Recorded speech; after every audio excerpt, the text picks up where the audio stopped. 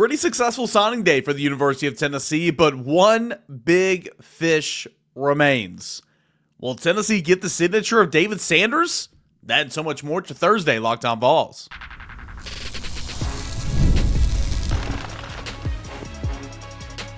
You are Locked On Vols, your daily podcast on the Tennessee Volunteers. Part of the Locked On Podcast Network, your team every day. Hey, good Thursday morning, everybody. Welcome into Locked On Vols. I am your host, Eric Cain. Appreciate you guys for being a part of the show, making Locked On Vols your first listen each and every single morning. You guys know it. We're free and available wherever you get your podcast. Big shout out to our friends over at FanDuel Sportsbook, where you can get a big return on FanDuel. New customers can place a $5 bet, and you're going to get started with $150 in bonus bets if you win your first $5 bet. Visit FanDuel.com to go ahead and get started today. All right, so we got a big show coming up today, kind of looking back at Tennessee signing day, why I think Tennessee will be a solidified top 10 signing class when one signature comes in. And of course, you guys don't live under a rock. You know who I'm talking about. 5-star offensive tackle David Sanders. What is the latest there? Why hasn't the paperwork been turned in? That's coming up here in a matter of moments. We'll take a look at some of the priority targets because recruiting never stops for the class of 2026, and look at Tennessee's class that's going ahead and get started off to a really, really good start. Second in the country, number one in the SEC for the class of 26. And then some news and notes, a couple of series of tweets I wanted to bring it to attention that I bookmarked over the last couple of days in segment number 3 on the Tennessee football team and the impending playoffs to be played. So, Tennessee signing day. Yeah, I mean, right now with 23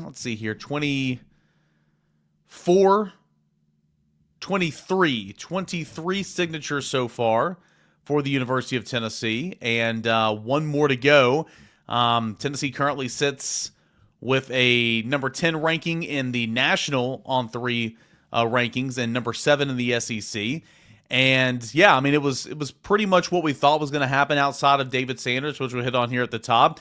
5-star offensive tackle David Sanders, of course, from Providence Day High School, has yet to turn in his paperwork. Now, this just feels kind of weird, right? Because you had him visiting Ohio State a couple weeks ago, and the boat was really, really rocking there in the water for a couple of days, and it really settled down for like the last week heading into signing day, and thought things were kind of on track.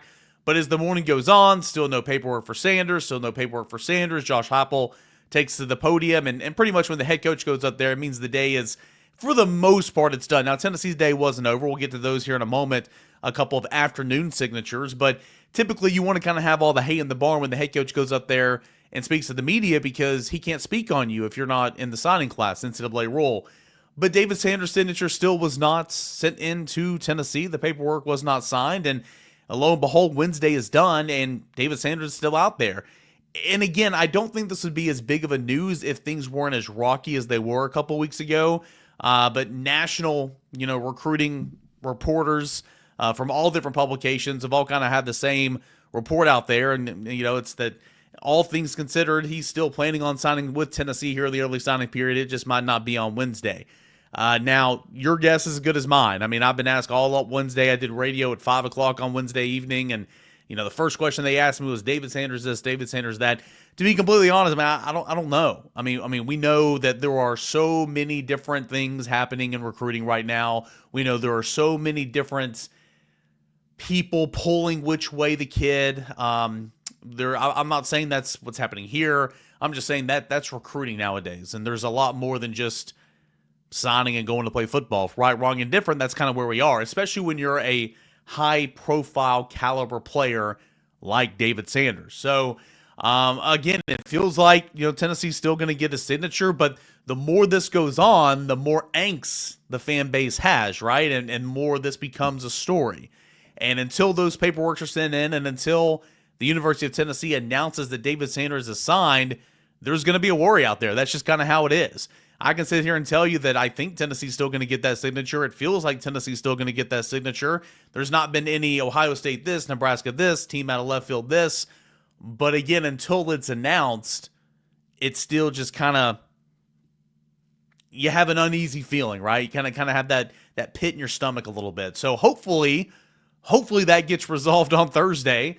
Before it's all said and done, Friday's the end of the early signing period. Like, one way or another, things are going to be done by Friday. But Again, it feels like Tennessee's still expected to get that signature, but again, until it happens, we will see. But it was a good day for Tennessee. Tennessee got the commitment from Isaiah Campbell, former defensive line commit to Clemson. We talked about him on yesterday's show. He came to Tennessee a couple different times, decommitted to Clemson, and it was between North Carolina and Tennessee. North Carolina doesn't have a coach. 2 + 2 is 4. That's kind of what we've been saying over at VolQuest.com. And Isaiah Campbell officially committed and signed with the University of Tennessee on Wednesday. Over on his On3 profile, this is kind of the scouting report on Isaiah Campbell. Twitched up interior presence who lives in the backfield on Friday nights, measured in at over 6'3", 265 pounds as a junior, has plus length and a big frame to add plenty of good mass. A top combine athlete who is highly explosive for his size, dominant high school player who tallied 27 tackles for loss, 16 sacks as a junior, shows high-level first-step quickness with the ability and time to initial burst with the snap count, consistently blows up plays behind the line of scrimmage, shows outstanding closing speed, so on and so forth. So Isaiah Campbell is certainly a player that's going to help Tennessee, and of course he comes from the Tar Heel States of Durham, North Carolina. So Isaiah Campbell picked up a commit, or Tennessee picked up a commit from Isaiah Campbell. That was great news. Tennessee picked up a commit from Timothy Merritt. Got the flip from Miami. You lost Shady Hayward. That's a guy you didn't want to lose, but you do get another safety, not nearly as highly ranked, but you do get another safety in Timothy Merritt that this class liked and was going to take Timothy Merritt in this class, even if Shady Hayward didn't flip. But Tim Merritt comes into the class. You get that flip from Miami. That was all said and done. That was good.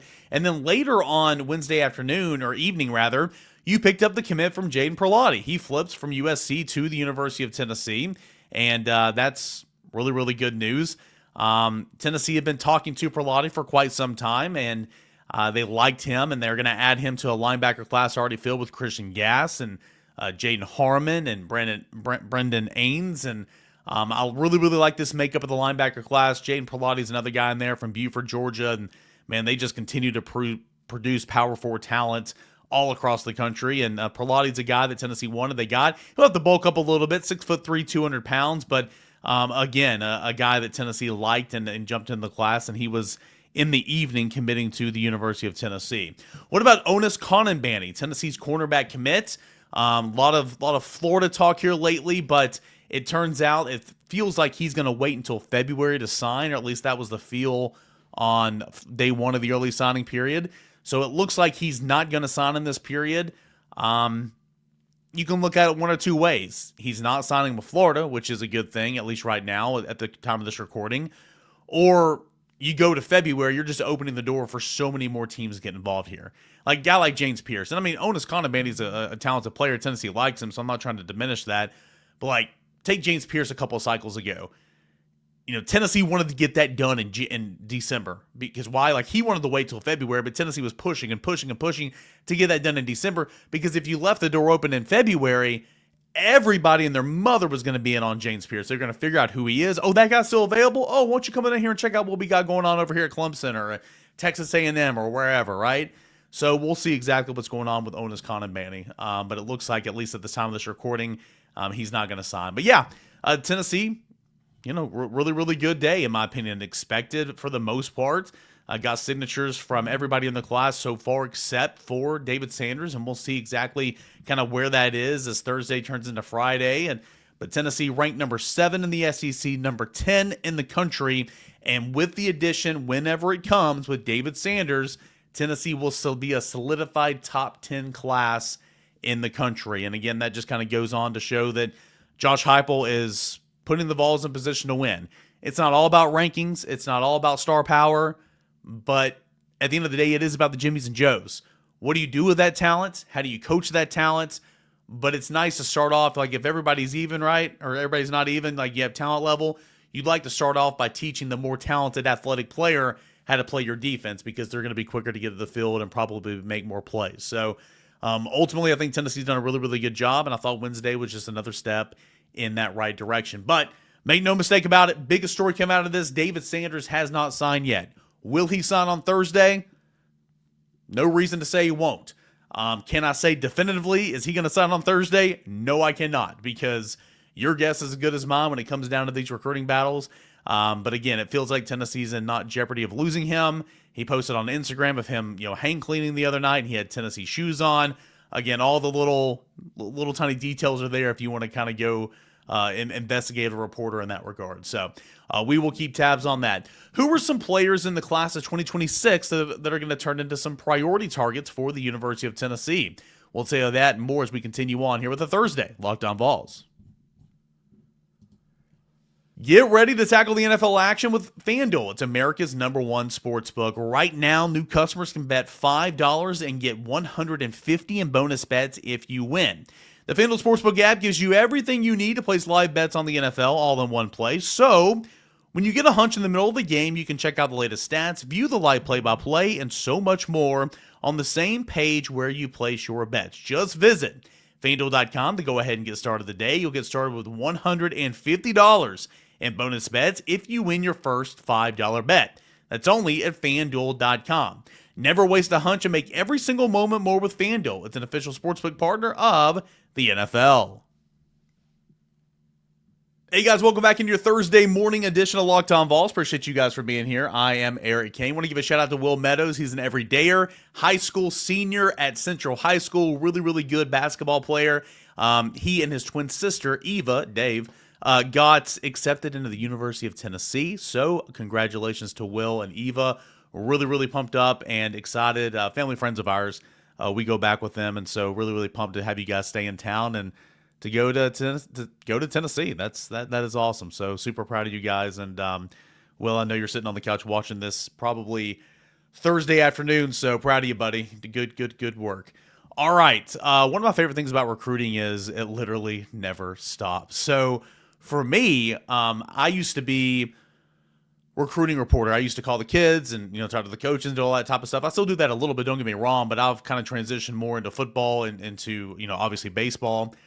And so I just kind of help out when needed. I'm a role player, if you will. But I still do this, breakdown piece the day after signing day over at VolQuest.com, or the day or two after signing day. I want to look ahead to the top premier athletes for the next class because truly recruiting never stops. So when I'm looking ahead to some of these guys that Tennessee's going to be in on for the class of 2026, here are some names over the course of the next 5-7 minutes that I'm going to tell you that Tennessee will most certainly be making priorities, have already been making priorities, have already been making trips up to Tennessee, all that and more. Real quick, though, the class of 2026 already has 6 commitments, okay? Small number, early in the cycle, but what a start. Second in the nation in terms of star rating and #1 in the Southeastern Conference. Of course, the heavy lifting's done by the quarterbacks in the class, the #1 overall player in North Carolina, #2 quarterback in the class, and #6 overall player in the class, according to the On3 industry rankings.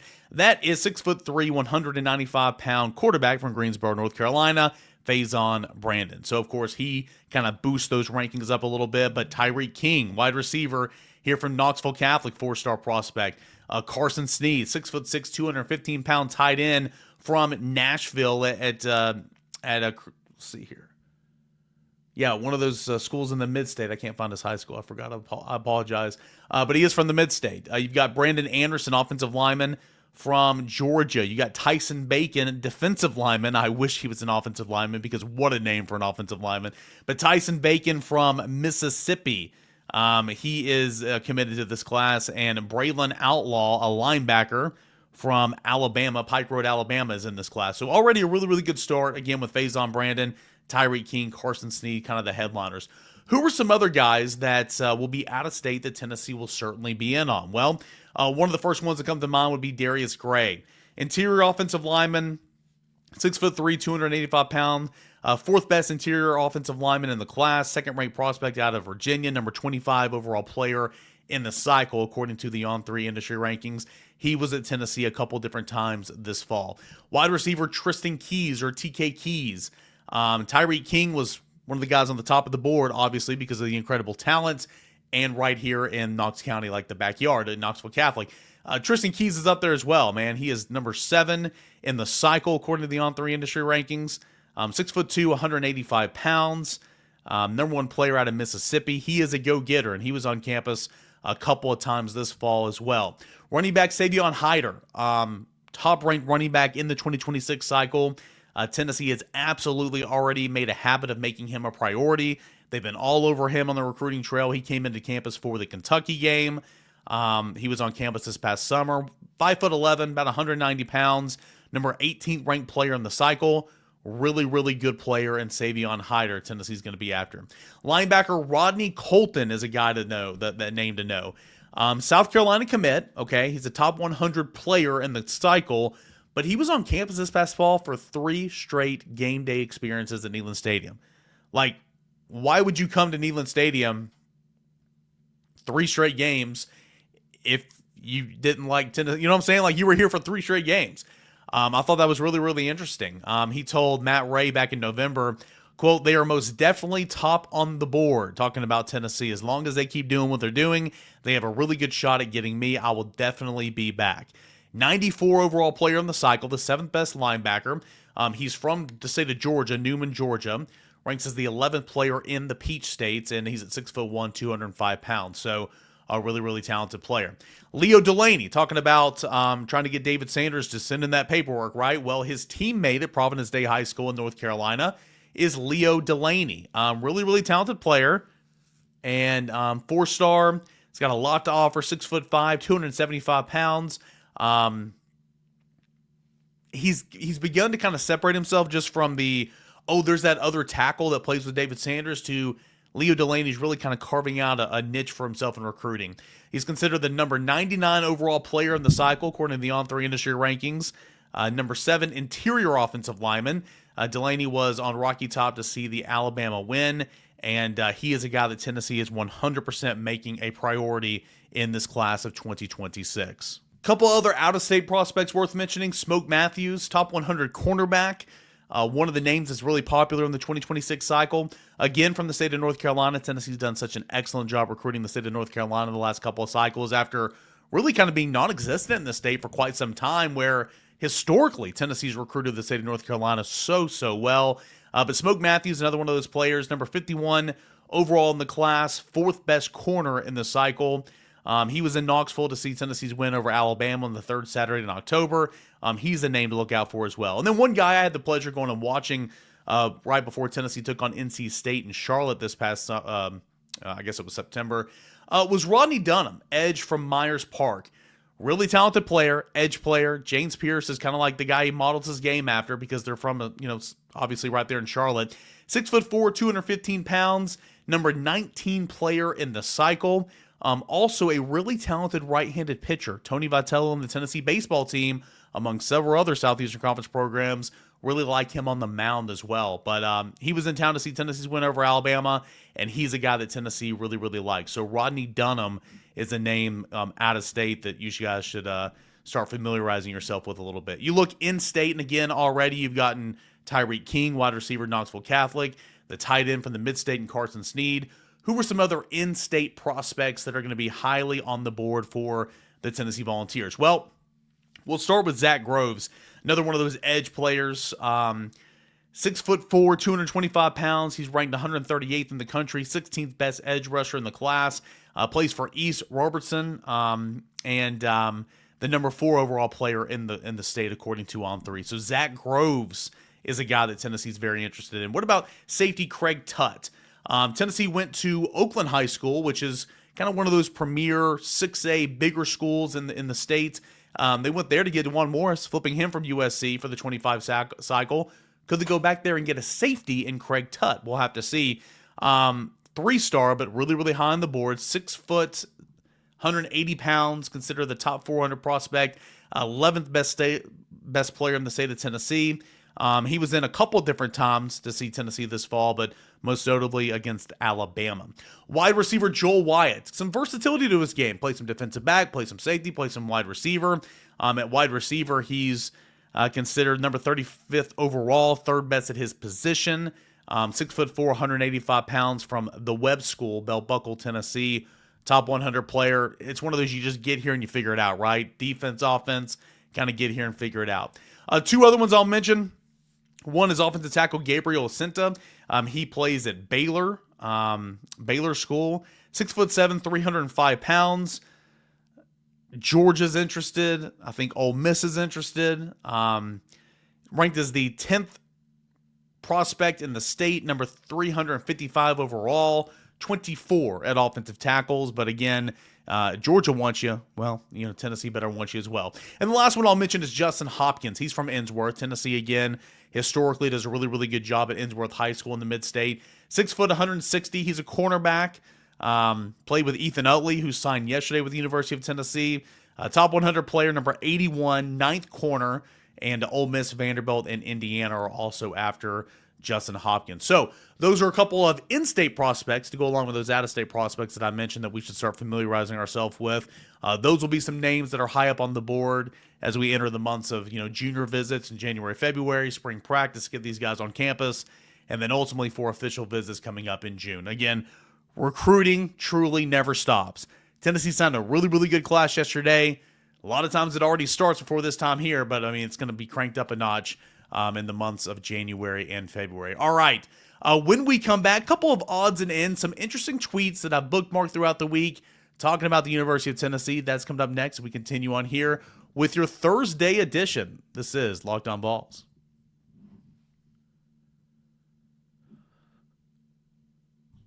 I got a couple minutes left here on this Thursday show. This is Locked On Vols, your number one stop for Tennessee football news and entertainment. Weekday mornings, wherever you get your podcast, you guys know we are free and available. A lot of good content this week. If you didn't catch the instant reaction pod to the college football playoff rankings late Tuesday night, I encourage you to go back in your feeds and check that out. Watch it on YouTube. Tennessee's getting ready for a college football playoff. Who will Tennessee play? What day? Where? Home or away? We'll find out on Selection Sunday, when the final college football playoff rankings ahead of the playoffs are unveiled. That will be Sunday afternoon following conference championship weekend. Okay, so a couple of players have entered the transfer portal for the University of Tennessee. Running back Khalifa Keith, offensive lineman Bison Lang. Both of those guys are in the class of 2024. True freshman, or 23 actually. They played last year, and Khalifa Keith redshirted this past year after playing in special teams. As a true freshman in 2023. Bison Lang redshirted in 23 and then played a little this year just in a reserve role. But neither one of those guys really had a big impact for the University of Tennessee, so they went ahead and entered the transfer portal. There might be some others. One of the big questions this week was, with the transfer portal opening on Monday, so I should say these two guys plan to enter the transfer portal. It's not officially opened on until next week, but you're seeing people all across the country saying they're going to be in the portal. They're going to be in the portal, so they can get their name out there. Their agents can go to work behind the scenes. It's not all above the board, guys. It never is, right? But, we'll see some other players probably do that. But I don't think it'll be any, key contributors, right? Because you're trying to go win a national championship right now. But you see it in baseball all the time. And we're in Omaha, and I'm writing releases talking about a guy that's entering the transfer portal for a guy that's not even on the travel roster. It happens every single year. So, best of luck to Khalifa Keith and Bison Lang. Spoke with both of those guys during the recruiting process. Good guys. Root for their success. Brew McCoy has accepted his invitation to the Reese's Senior Bowl, so that's awesome. The Reese's Senior Bowl down in Mobile, Alabama. I want to go cover that sucker one of these days. I know a big Locked On crew goes down there every single year. Maybe I need to go down there. But it's such a great time to improve your stock, right? I mean, Juwan Jennings helped himself out hugely back at the Senior Bowl a couple years ago. I think Darnell Wright helped himself out at the Senior Bowl a couple years ago. And I think Brew McCoy has that opportunity. He'll join Omar Norman Lott, who has already accepted an invitation to the Reese's Senior Bowl. So that's awesome. Really, really cool. And, of course, we get to see video and hear analysis and reporting and coverage all down there for Brew McCoy and Omar Norman Lott. We'll see if any other Tennessee Volunteers receive invitations. They've opened that up to juniors this year as well. So could James Pierce, draft eligible guys who are going to go to the draft, like juniors such as James Pierce, Dylan Sampson. We'll see if either one of those guys get an invite and if they plan to go. But I wanted to make mention of that. Couple of different tweets that I want to draw attention to. A couple from Bill Martin, Tennessee Sports Information Director. For the second time in 3 years, Tennessee football wins 10 regular season games. Josh Heupel's done it twice in 4 years, okay? He joins Philip Fulmer, who did it 5 times in 17 years, so often running there. General Nealon, that did it 5 times in 21 years. And those are the only coaches in UT history to achieve the regular season feat multiple times, meaning compiling double-digit wins multiple times in the regular season. So Josh Heupel's already done it twice in 4 years. That's a pretty daggone good list of coaches. Philip Fulmer did it 5 times in 17 years, and General Neyland did it 5 times in 21 years. How about that? He also put out a tweet talking about Tennessee's defense. It's got numbers written across the top. It's got 3, 10, 0, 15, 19, 17, 17, 18, 14, 31, 0, 23. Said Tennessee held 10 of its 12 opponents to under 20 points. 167 total points, fewest allowed by Tennessee since 1999. Did it down 2 starters. Jordan Thomas, who was a scheduled starter to begin the season, he didn't play all year long. Of course, Keenan Peely went down with an injury midway through. Vanderbilt. Tennessee held Vanderbilt to a season low 212 yards. And there's an asterisk by some of those numbers up top, and that means that of the points given up, the opponent scored a touchdown on either an interception return or a kickoff return. Of course, that was a part of the 10 points given up against NC State. 7 of those came from a pick 6, and of the 23 points Tennessee gave up against Vanderbilt, one touchdown was on the opening kickoff return for a score. So what Tennessee's defense this year has been, what it's done has been truly incredible when you kind of put that out there. I need to write a story on that for sure. He had another tweet. This did Bill Martin. Tennessee finishes tied for second in the 16-team SEC, first year of it, after being picked 7th by the media at SEC Media Days. Did it with a redshirt freshman quarterback. Vols finished ahead of Alabama, Ole Miss, LSU, and Missouri, all who were picked ahead of Tennessee.